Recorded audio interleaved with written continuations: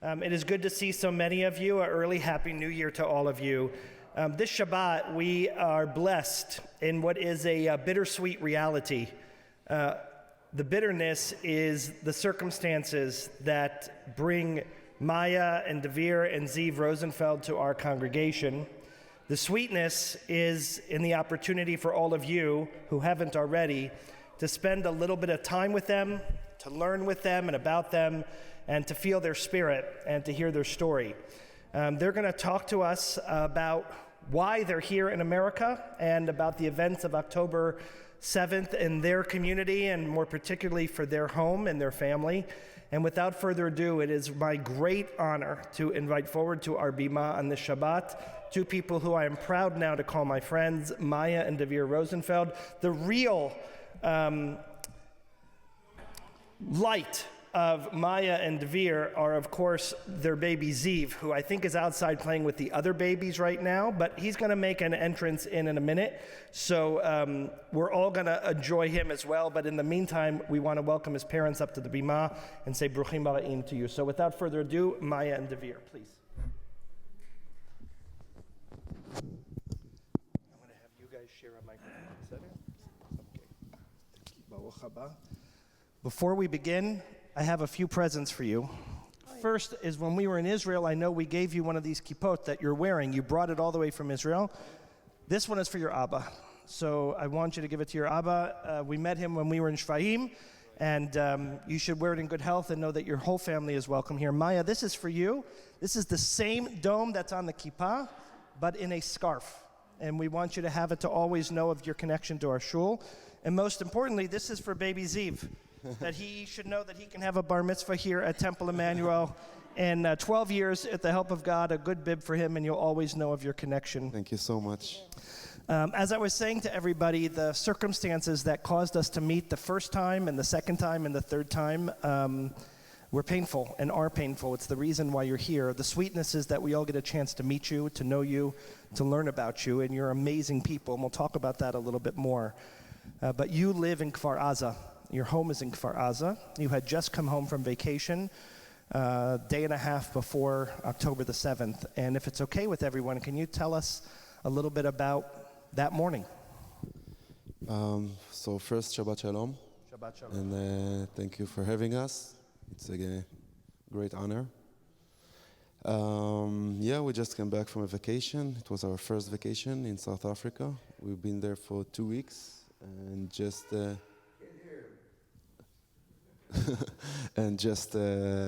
landed like less than 48 hours before. That morning, I'll do it briefly. That morning was started as just like another escalation, I would say. Escalation. Our term, like escalation for us, is when Gaza, either the Hamas or any other organization, is shooting rockets into Israel. To our region. Not only to our region, it's like started slowly along the years to get closer and closer to the center and also to Jerusalem. So we woke up not very early because of Ziv, but the rockets started to fall before even the alarm started.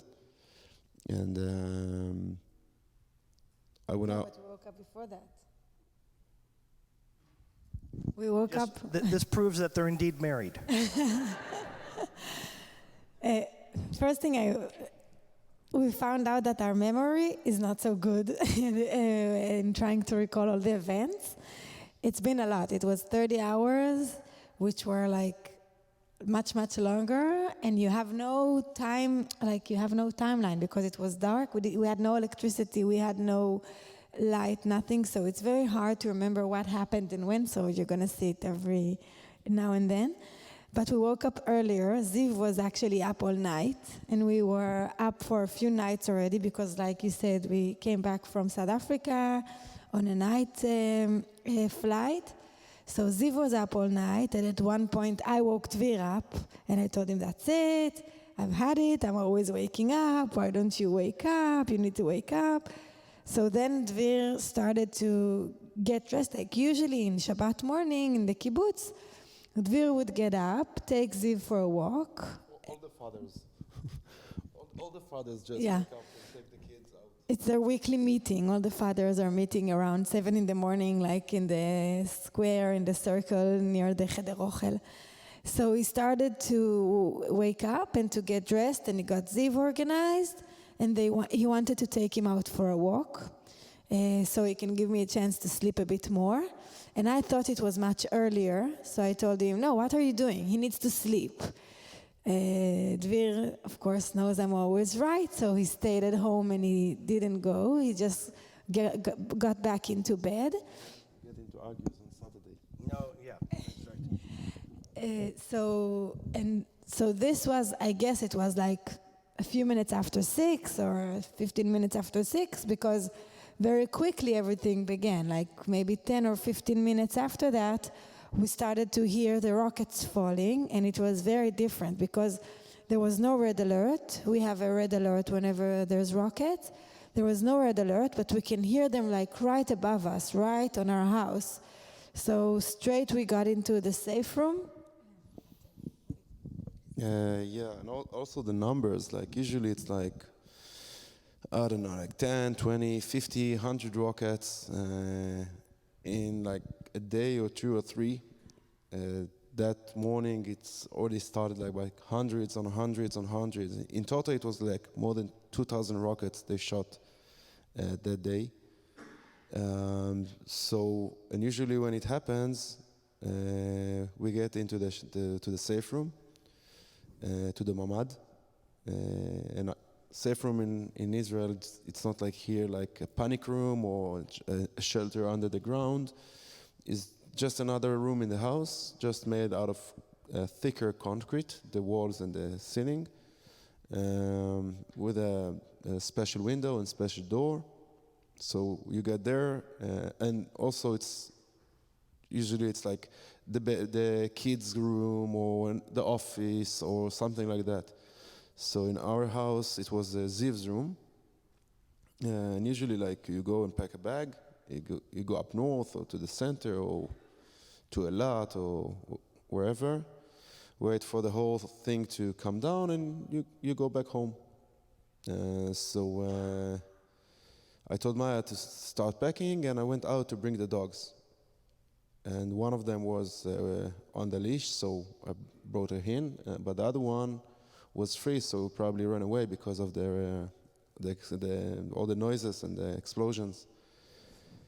And I found myself like standing outside in the garden, calling him for about 10 minutes, but then I realized that he's not coming, so I went back home and I left the door wide open. 2 or 3 weeks later, we met in Shfaim, one of our neighbors, and he came and hugged me, and he was like, I can't believe you're alive.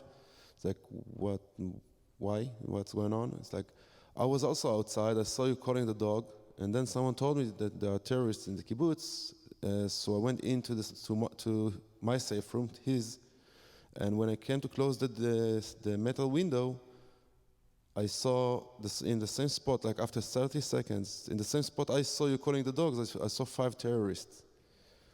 So probably because I left the door open for the dog, they thought that someone was already in our house and they were skipped to the neighbor. So they robbed everything outside, but they didn't get in, luckily.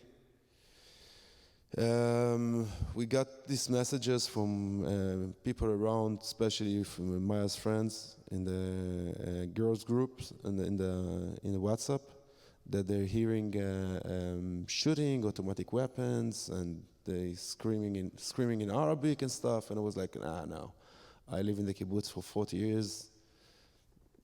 There's no way that it can happen here. Like, you know, we have the obstacle, we have this, we have that, we have the army. There's no way it's happening.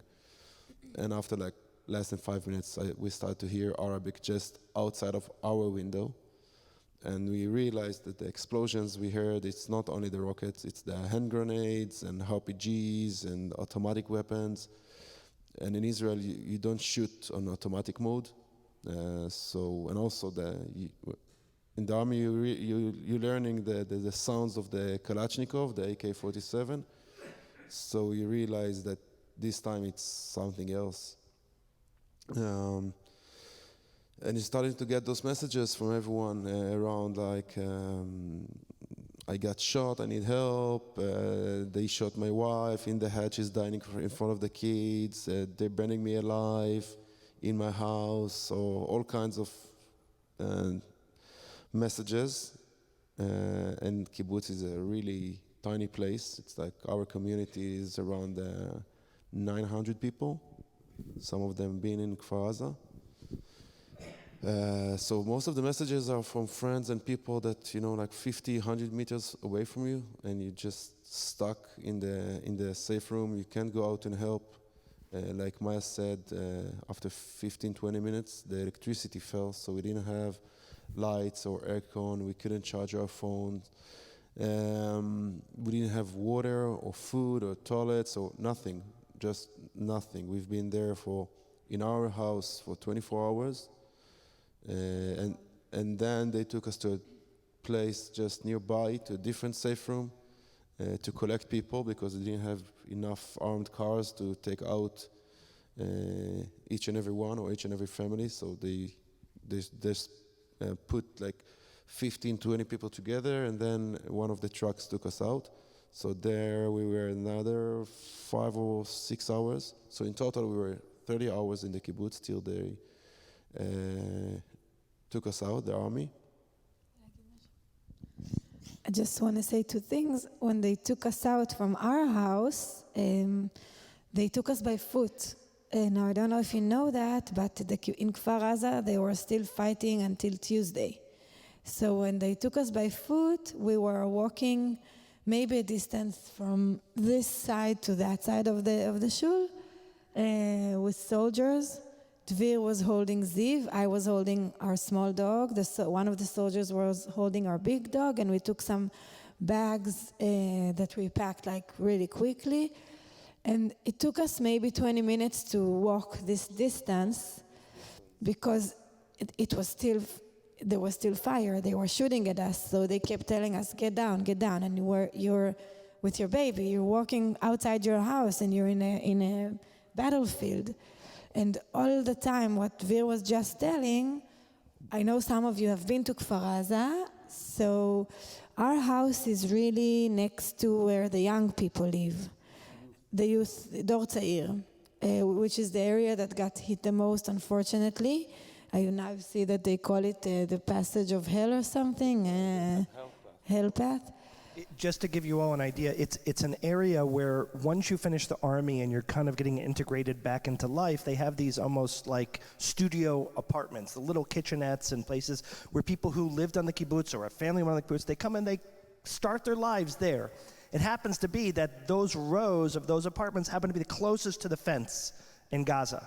So they were the most hit and destroyed. Go ahead, I'm sorry. Yeah, no, thank you. And also in that area, they live by themselves. So it's much easier and the terrorists knew what they're doing, right? They knew exactly where they're going. They had maps and everything. So I think everything was intentional. But anyway, our house was right on the way to there. So from the beginning, the back of our safe room, like the wall of our safe room and the window is on the way there. So we were in the safe room. We felt kind of safe from the entrance to the house. We didn't know we had terrorists at the entrance to the house, but our entrance is a back entrance, so we thought they're not going to find it. But the whole time there was a very heavy fighting going on our safe room wall. The fighting didn't stop, like until 3 a.m, I think. It didn't even calm down. There was explosions, things kept exploding on our wall. They shot on our safe room window all the time. You can hear like the bullets just hit the window, and you smell a burnt smell.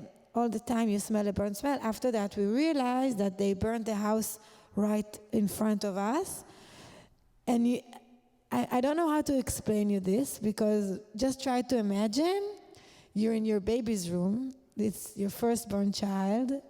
You put so much effort into this room. Like Dvir and I just remembered on how he scrubbed the whole walls and painted everything, and all the furniture and everything you pick, and you're so like you just, this is like the best place in the world, right? And all of a sudden it becomes the most dangerous place on earth, the most terrifying place on earth, and you're sitting there and you can't believe what's going on, and you keep on getting these messages, and soon we're going to also tell about what happened to Dvir's sister. You keep on getting these messages. At one point, one of the people in charge of the house renting in the kibbutz sent a message to all the kibbutz: listen, they're burning the houses in order to try to get you out of the safe rooms. So if they're burning your house, stay inside the house. It's better to get a little bit burned than to be caught by the Hamas. So we were looking at each other and we were like, it's a situation that nobody ever prepared you. Like, what are we supposed to do if they burn our house? Like, so we kept, and you smell the burn, so, and you don't know, is my house burning or not? So we kept on touching the walls, the floor, just to see if it's burning, just to see, is it hot? How will I know if my house is burning? Or at one point we got this message, a text message from the security forces or something, that said, the IDF is going to bomb in the kibbutz, so find shelter in your safe rooms. And we were looking at each other, how are we supposed to hide from an Air Force attack? Like, what are we supposed to do? It's nothing that, we know what to do if the Hamas is shooting missiles, but if, I don't know, if a pilot is going to drop a bomb on my house, what would I? So you were just in this unbelievable situation, and we really didn't know what to do.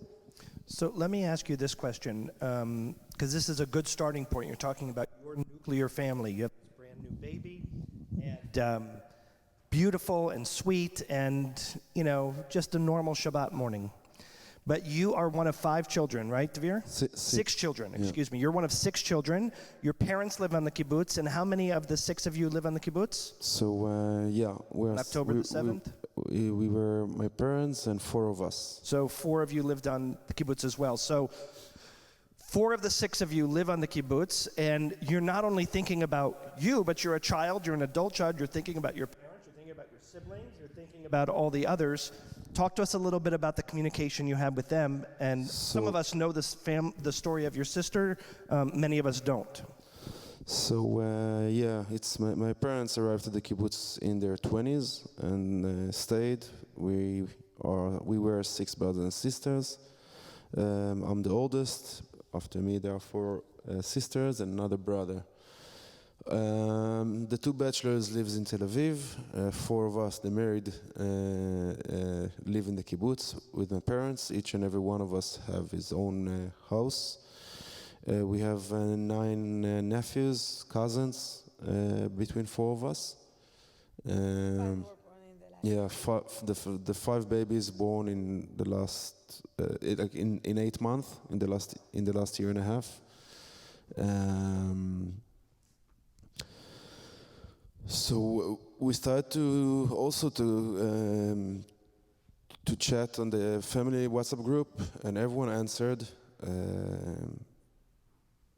But we realized that Hadar, which is the youngest among the 4 sisters, is not answering since the last message she wrote was 5 minutes to 7, and she wrote something like, how delighted I am to be stuck in the safe room with 2 diapers, 2 full diapers.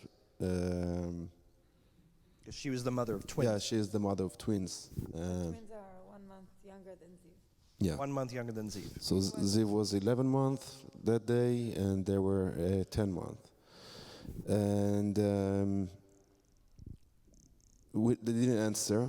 And so we told ourselves whatever we needed just not to think of the worst. Because last time, like 6 months before, when it was another escalation, they were actually fell asleep for 4 hours. They didn't answer us for 4 hours, and then they just wrote, "Oh, sorry, we fell asleep," while they're shooting the rockets.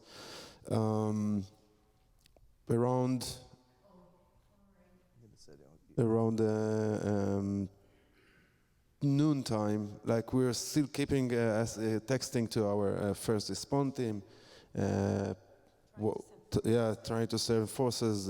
Our first response team is 12 people from the kibbutz. That only 2 of them stayed on the feet. 3 got seriously injured and 7 died.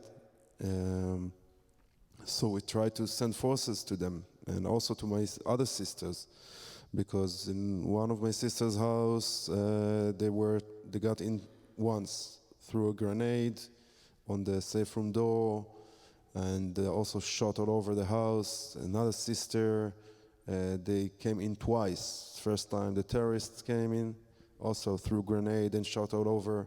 They stayed there to use the toilets, to grab food from the kids' snacks drawer. They had like kind of a breakfast in their house while they're in the shelter, in the safe room. Then the army came and gave them water, but they couldn't take them out, so they left. And after half an hour, the terrorists came back again to their house. And all of this is from just, we knew it from messages.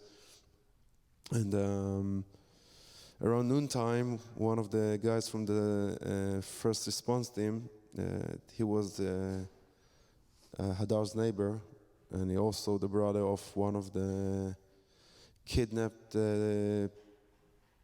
guys from our kibbutz that got shot by the IDF. He wrote us, guys, I went back home because they realized it's only 2 of them are fighting against, I don't know, like 300-400 terrorists. So he went back to his wife and his girls. And he wrote us, sorry, I saw the door open.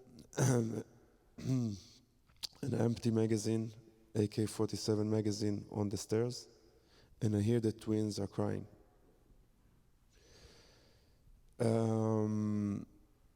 We kept texting our friends from the IDF, from the Secret Service, the Shabbat, send them the location so they go and try and rescue them. We kept getting messages from people around that they're here, babies crying. I realized, because I know each and every one where he lives, and so all of them were lived around my sister's house. So it means that the twins are crying. In the meanwhile, we heard that this friend, like childhood friend, got shot, and they got bombed, and they got burned, and it's not only like our family. Like we also lost my cousin that day, and a lot of childhood friends. Anyway, around evening time, like we got this phone call from Maya's friend from the Shabbat, and he told us, guys, it's very complicated. It's very dangerous. Prepare yourself to spend the night in the safe room, because we're really trying, but we can't get even close to you. So probably we'll get to you to rescue only tomorrow morning. And it was already after 10 hours that we were there. Maya is holding Ziv, the dummy is on the mouth, just like in the Holocaust, a hand on his mouth on the dummy so he won't make any noises. Around evening, 8:30, something like that. But all the time, it's important to say that all the time, first of all, Dvir was holding the safe room door all the time for more than 20 hours. But all the time, we were texting. People kept on sending these messages on the WhatsApp group, and we just forwarded the messages to everybody we know from the IDF or whatever. And we kept on asking, why isn't anybody going to the twins? Somebody needs to go there. There's 2 babies crying. And as Dvir said, we were worried about his other sister. And they kept on telling us, listen, it's very complicated. The situation is very complicated. This is going in Be'eri, this is going here. And I think we understood that we were not under Israel anymore. Like it became pretty obvious that Hamas has taken control, because we kept on hearing the terrorists, and then every now and then we would hear a tank. At the beginning, when you hear a tank, you say, oh, okay, that's it, we're saved, right? The IDF is here, we're okay. But then we heard the tank, it was quiet, maybe a few bombs he shot, it was quiet for 10 minutes, and then again, you hear the terrorists again. So after this happens 2, 3, 4, 5, 6 times, you understand that the IDF isn't taking control on the situation, and that's it. Like, we're not in Israel anymore. So we understood things were very complicated. So let me just add, for those of you, to give you a little context, there were about 650 people in a community of 900 there for the weekend, because it was a holiday in Shabbat. And It was like the elderly trip that... in some way on a like a Shabbaton, like a program. Yeah. To give you an idea, we think a terrorist, we think there's 2 or 3 or 10. There were between 300 and 400 Hamas terrorists in Kfar Aza alone. They collected, Zaka told us, they collected 252 bodies of terrorists just in our kibbutz. And it's not including the guys that kidnapped people and went back, and the ones who came to steal and left and went back, or the terrorists that came, did what they did and continued to different places, other places. And there were so many civilians from Gaza who just crossed the border. We saw the videos. You can just see them like it's, I don't know. They called this looting. So just hundreds of people came in and looted, took bicycles and cars and televisions and anything they could, and just walked it across back the border. They not just looted, they also kidnapped people, because Hamas has promised them an apartment and $10,000 for every Israeli they kidnapped. And whatever they couldn't loot, like they tried to steal our tractors, and they couldn't because they were really like tied and secured, so they just burned it. So it's not including them. And we also thought, maybe it's 5 terrorists, 10 terrorists, no one could believe any of that. And even at one point, when we kept on calling the forces and asking them to go and save the twins, and nobody saved the twins, Dvir told me at one point, okay, that's it, I'm going to save the twins. That he thought also that, okay, now they're here, now they're there, I can go from this and there. And I told him, no, you're not, because if you're going, it's a suicide mission. Your kid is going to grow up without a dad. So this day was full of very hard decisions we had to make, and very hard choices that we didn't know if they're right or wrong and how we would live with them, because at that point, we didn't know that the twins are going to survive. I didn't know if he will ever forgive me for saying that. But everybody just did what they had to do, I think. So around 8:30, we got this phone call from Maya's friend, the one from the Shabbat, and he told us, guys, the twins are out, they are safe and sound. 14 hours. After 14 hours, they were alone. And we asked him about my sister and her husband, like, what about Adar and Itai? Bless you. And so he told us they are not on the abducted list. That was the answer. Like, what do you mean? I don't know, they are not on the abducted list.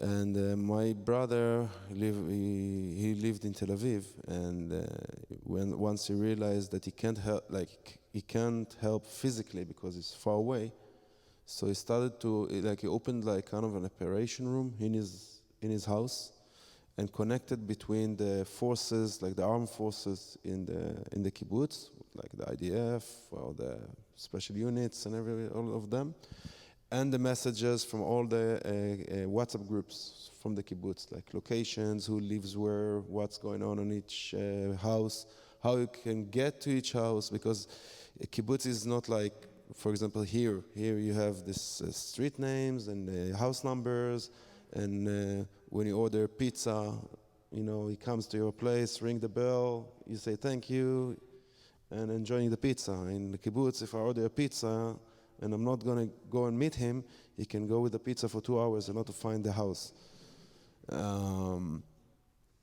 So my brother rang me like 15, 20 minutes after Maya's friend rang us and told us, guys, it's confirmed that Dar and Itai are not with us anymore. They are dead. So straight away, like, we took like a minute or two, to just to cry, and then. But then it's like you get back to this automatic survival mode, and we start to make to check to which hospital they took the twins, and Maya started to make lists and organize baby chairs for their cars. So we told them, my brother and my sister, start driving south from Tel Aviv. We'll figure out in which hospital the twins are, and stop here, stop there, take like car seats for the twins, and because we grew all the babies together, basically, so they knew in which nipple they use, which formula, which dummy, which diaper, whatever. And they drove into so the twins want to get into the child service and to meet them in the hospital. I don't know if we fell asleep or just passed out, because the safe room designs to bombs, and also like for chemical bombs, so it means that there's no air inside. It's like basically it's sealed, and because there was no electricity, so there was no aircon. So basically, we woke up. We opened our eyes at around 5:30 in the morning. Wait. This happened after we discovered about Dvir's sister at around 9. And like Dvir said, there was no electricity, so slowly our phones were dying. So I think around midnight we lost communication with the world. We had no air, nothing. It was a very hot day. We were actually lying on the floor just to keep ourselves a bit cold.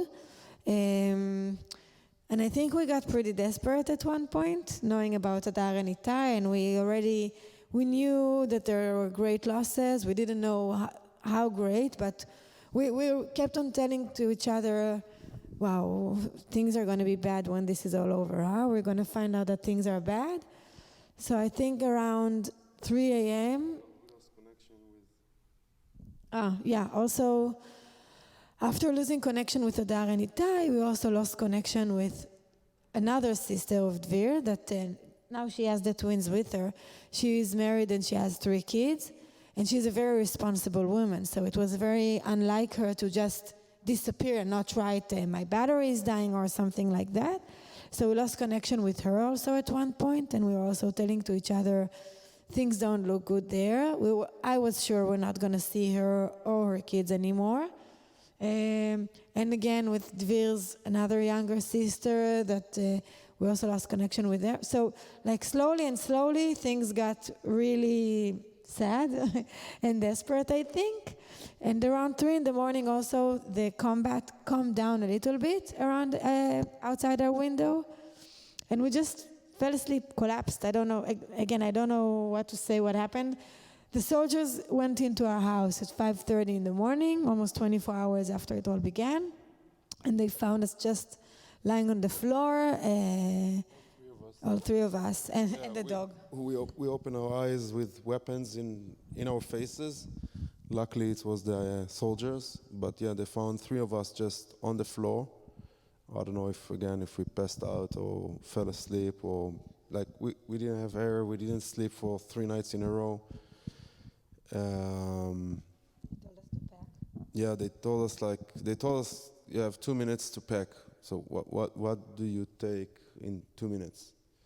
So we just left the home with Ziv's bag and 2 plastic bags. And it was also like packing in the dark. Yeah. In the dark, and when they're still, I went. Of course, this time I've decided to be very efficient. When we came back from South Africa, I unpacked our suitcases. So, and I did all the washing and everything. Usually it takes a month to We live out of the suitcases for a few weeks, but no, this time I was efficient.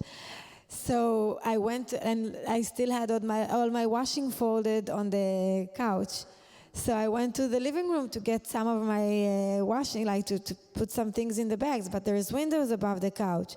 And I thought, okay, I have soldiers in my house, I'm safe, right? Like it's the IDF, the best army in the world. But they told me, no, what are you doing? Get down, there's still terrorists outside. You can't be in the window. So you're just grabbing random stuff and putting them into plastic bags, especially like Ziv stuff, of course, formula, diapers, dummies, bottles. Once we got out, it was all like when we met the other people from the kibbutz. After a few hours, we all met outside the kibbutz in the petrol station, how ironically. So then we just immediately we gave away all of our bottles because there were people there that didn't even feed their kids for 24 hours, so we had to give them the bottles. We had to give them stuff to feed the kids immediately. So it was crazy. Yeah, so in general, we lost that day 63 members from our community and 18 kidnapped. We got back 11. 11 kidnapped came back to us. Unfortunately, two of them, another two out of the 18, got shot in Gaza. So we have now 65 dead, and 5 out of the 129 people that are still there in Gaza, 5 of them are from our kibbutz.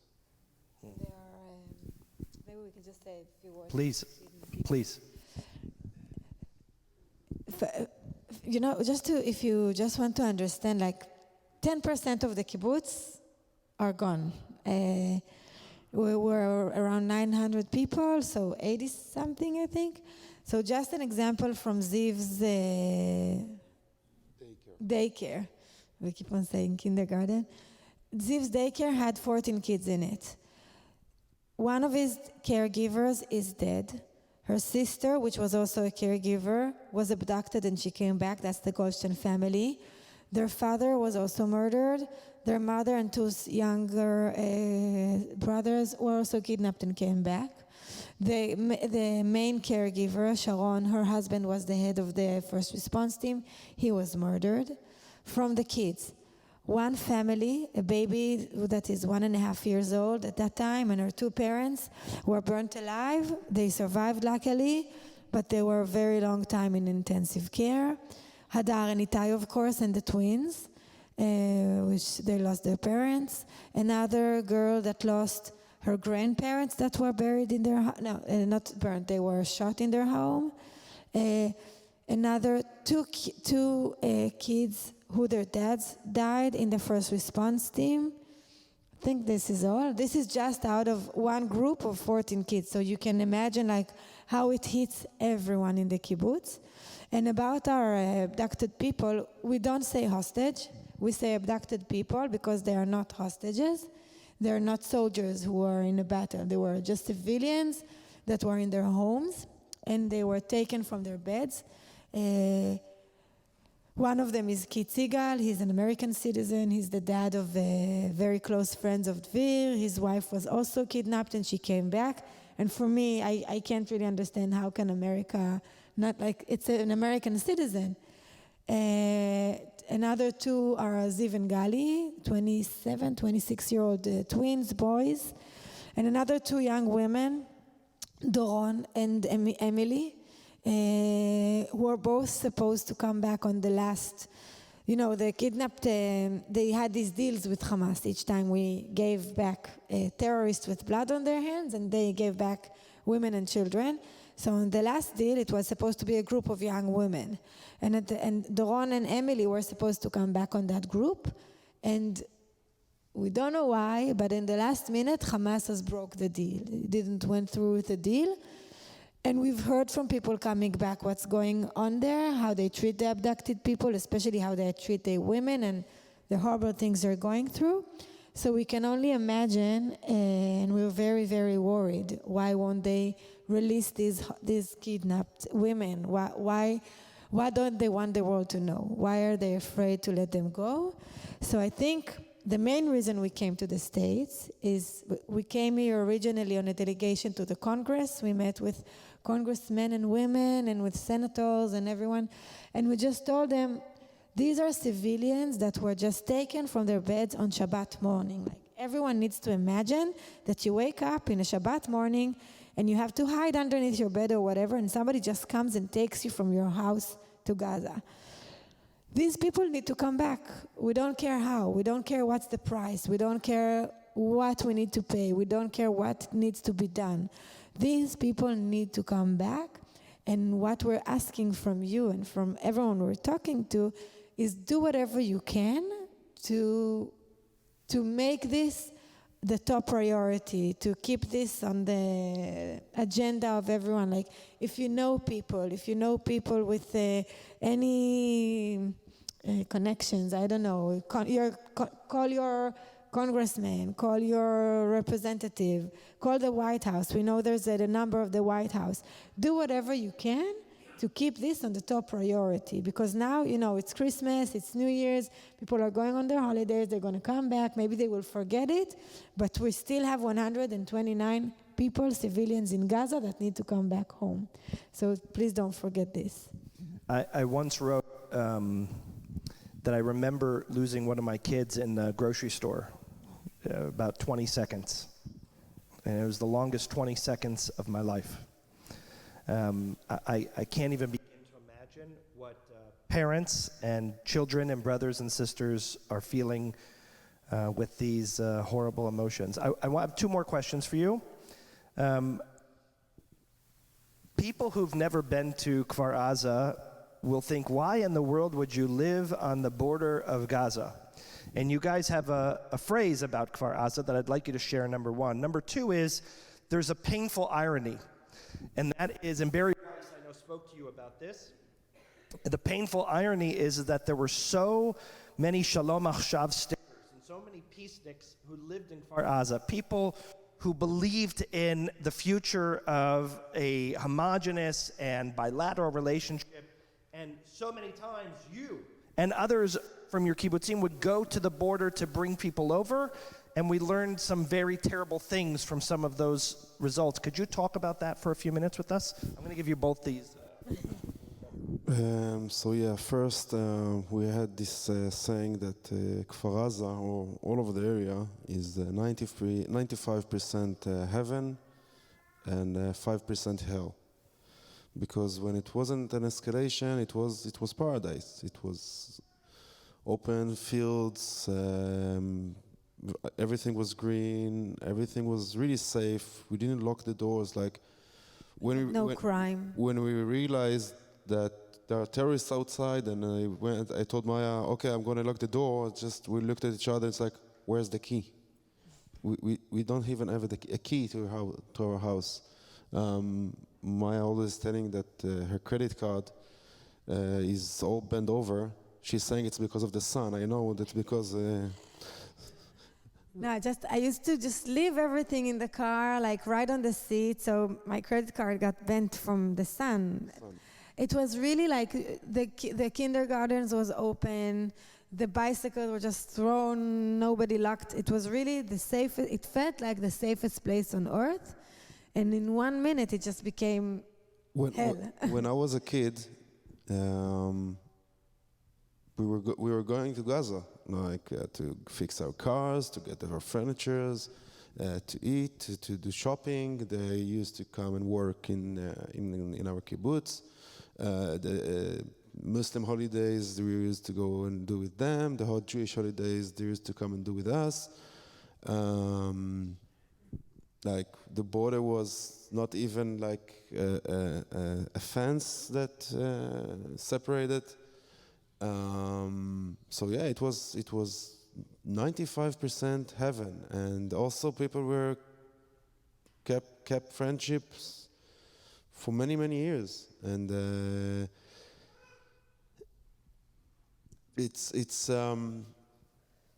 we realized that. With all the hatred and everything, and all the escalations and everything that other people from other places had, we understood that, look, they're not going to go anywhere, and we are not going to go anywhere. It's a fact. Like, they can't wipe us out, and we can wipe them out. We're going to stay, if you like it or not, from both sides. No, but also I think we thought, not just because you can't wipe them out, but I think we thought like at the end of the day, the plain civilian in Gaza wants the same thing that I want. To care for his kids, to bring food home, to work. And so we believed like, okay, there can be peace. Maybe they just need to change their leadership or something, but there can be peace. And we actually felt sorry for them. Each time there was an escalation, we weren't feeling sorry for ourselves. We were feeling sorry, like how many kids are dying there, and it's such a waste. Nothing is going on with this. Like, And also because you know the facts. The Hamas doesn't let them leave their houses. They use them as human shield. The army is doing his best to let people know before he's bombing, but what's going on inside. So yeah, people felt bad about it. People wanted peace because this is our house. We are just 2.5 kilometers from there. But I think like in the past year, it was also like the best year for Gaza, because they had first thing so much trucks with aid, building materials, food, medicine went in, and we saw it because we live 3 kilometers from there. We saw the trucks. There was a traffic jam each morning at the entrance to Gaza, and there was so much money going in there. It's sad to say, but we say that Israel paid for this October 7th. Paid because it's like just transferred. Like with kids that you buy the quiet with candies or stuff, and then it's blowing in your face.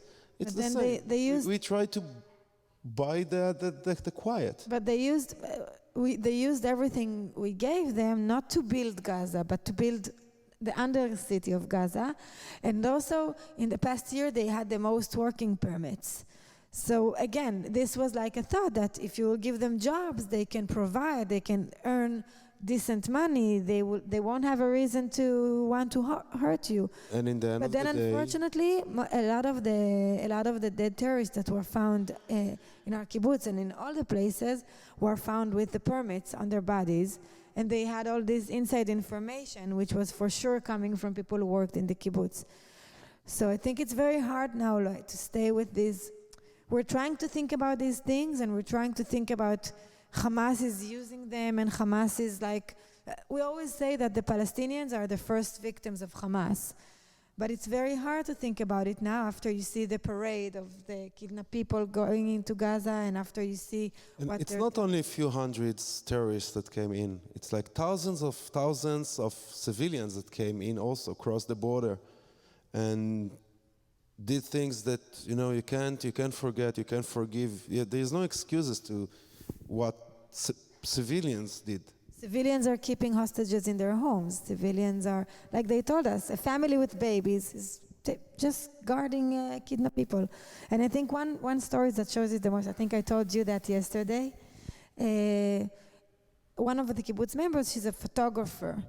And she was a very peace activist, and she was in touch with this guy in Gaza, which was also a photographer and was also a peace activist.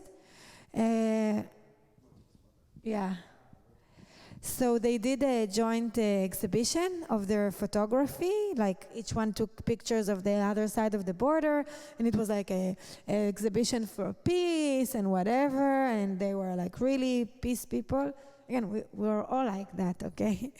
And then all of a sudden, she tells a story that on October 7, he started to call her, and he didn't ask her how she was. He asked her, where are you? Do you know where's the army? Do you know where are their forces? Like, he started to try to get information from her, and she just hung up the phone, and she understood that he's Hamas. And again, this is someone that was with her for peace. Mia Shem, who was one of the abductees who was returned, she had a line in the New York Times this week that struck me. And she said exactly what you just said, which is there are no innocent civilians in Gaza right now. And I think that that is a recalibration that is needed. There might be a few, but there are very few. And any of those people who hit the old people, who spit on them, who came over and looted, who put things on fire, they're not innocent. And to claim them as innocent is really a crime. Here's my last question to both of you. You have been through a nightmare that we can't imagine, we don't want to imagine. Talk to us about hope.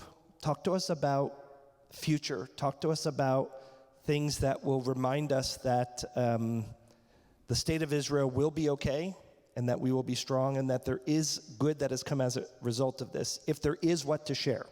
If there's not, it's okay. That's okay. I want an honest answer. But I'm curious to know what we can close on that is hopeful and that you can look forward to with a sense of tikva. So we as a family lost everything. The biggest price we paid, obviously, is my sister, my cousin, my sister's husband,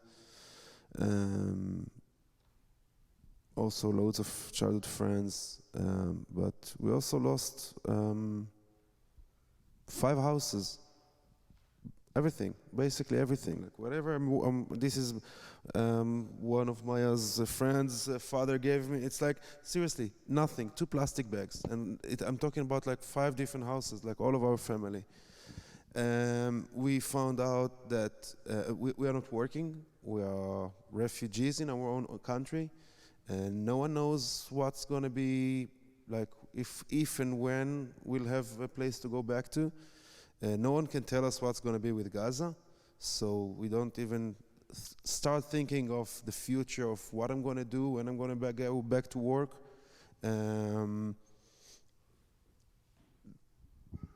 We're happy that we have Ziv or the other young kids, because it's what makes you wake up in the morning and hold yourself together during the day, and to take care of my parents.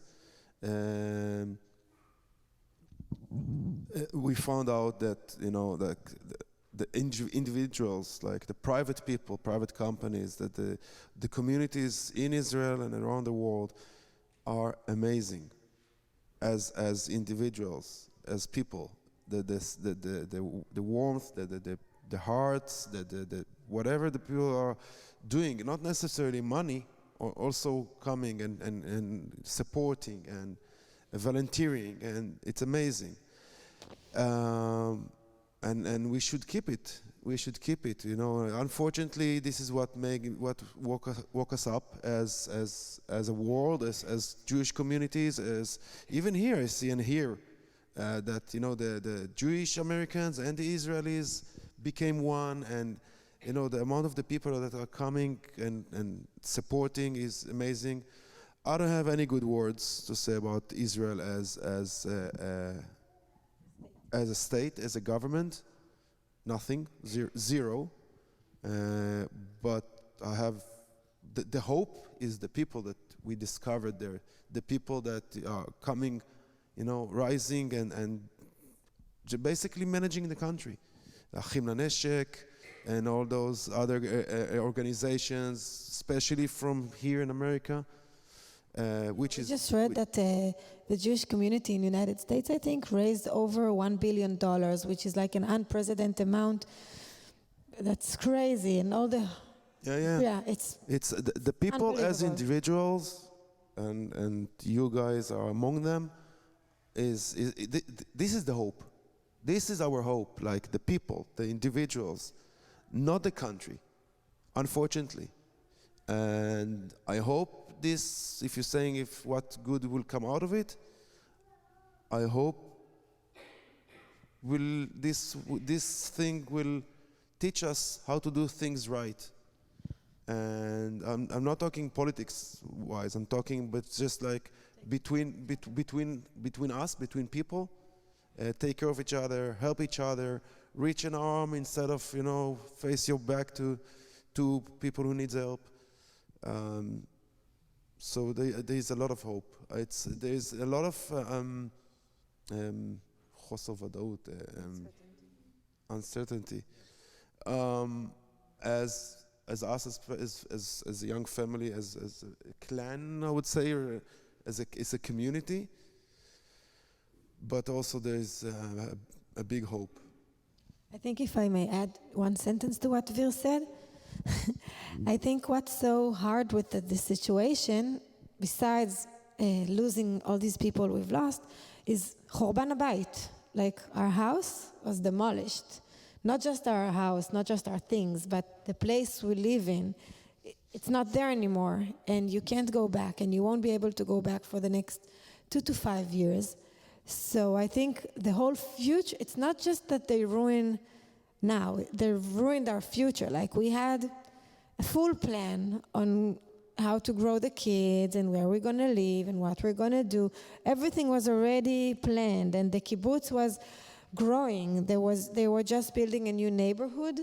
So many people want to come back to the kibbutz that there was actually a waiting list to be a member of the kibbutz. They were building a new school for kids with special needs. They were redoing the pool. Like everything was growing, and all of a sudden, everything stopped, and everyone needs to think again what they're going to do with their lives, and who will go back and who won't go back, and what will you do if you won't go back, and what about the family? The family wants to stay together. What about the friends?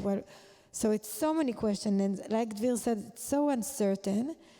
But I think I just want to emphasize one thing, that when we just got out on October 8th, you wouldn't have recognized us. We weren't like we're today. We couldn't speak, we couldn't do anything.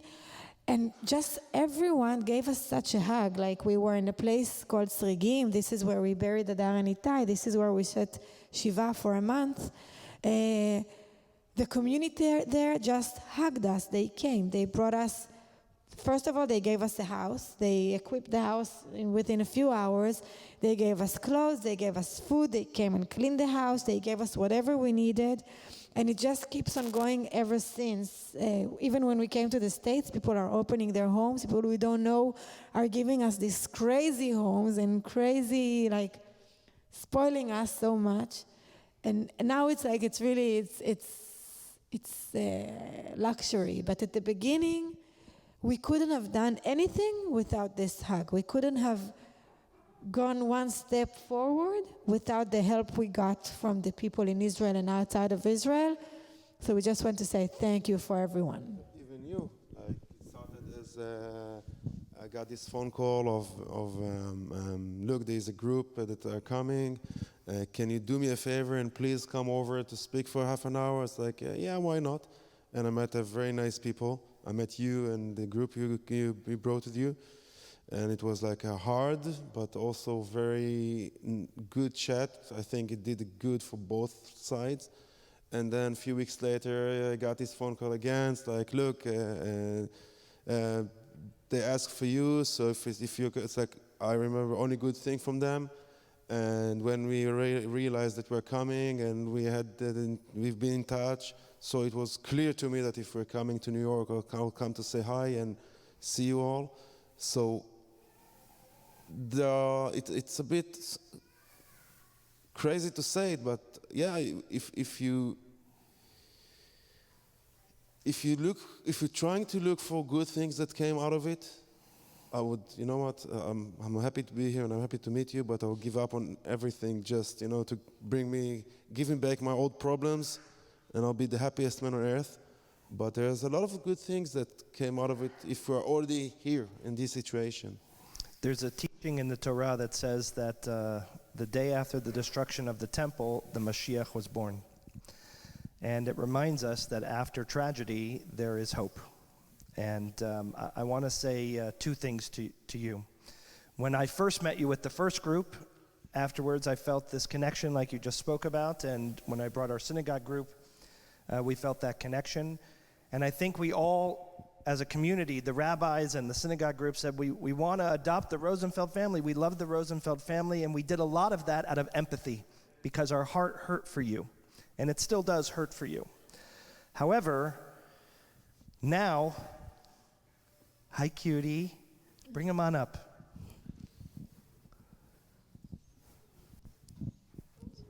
Zivi. Hi. Thank you so much. Wonderful. We had a great time. Thank you. Now, I think all of us still want to adopt the three of you, but it's not only out of empathy, it's because we have grown to know you and to love you. And when I say this, I say it on behalf of everyone here, and I say it from the depths of our heart, that this will always be a part of your home. You will always have a home here. Thank you. I hope that your home will eventually be in Kfar Aza, that it will be rebuilt and you can live there as a family. But in the interim, you need to know that you have a home and you have a family here forever and for always, and that we will always love you. We love you because you're part of us, and we love you because of who you are, and because we will always stand together, and that's the most important. Thank you so much. You're welcome so much. So I'm gonna ask that we do something we don't traditionally do, but I think it's important. I'm gonna ask everyone to rise and let's sing Hatikva together, because I think it's important for us to have some hope, and then I'm gonna ask Adi to come on up and conclude our services. Thank you so much. Kolot balevav